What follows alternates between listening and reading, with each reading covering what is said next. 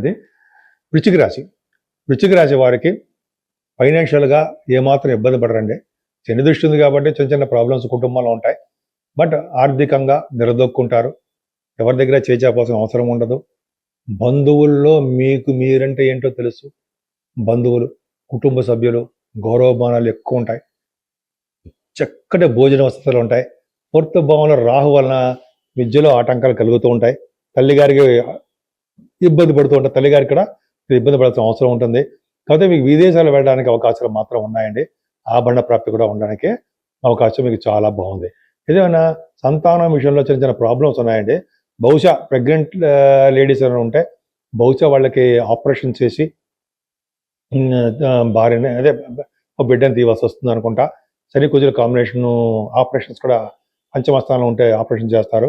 అదే పిల్లలు, ఈ పిల్లలకు కూడా చిన్న చిన్న ప్రాబ్లమ్స్ ఉండడానికే అవకాశం